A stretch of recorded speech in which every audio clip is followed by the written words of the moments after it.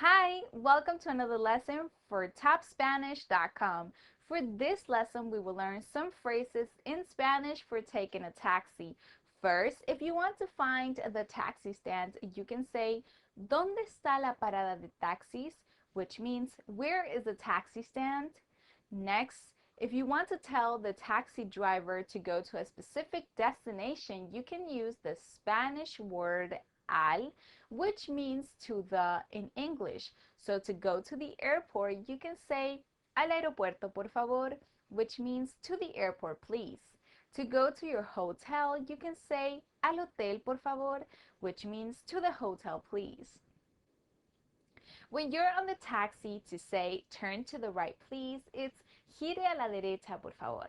To say turn to the left, please, it's gire a la izquierda, por favor. If your hotel is in front of you, you can say el hotel está enfrente, which means the hotel is in front.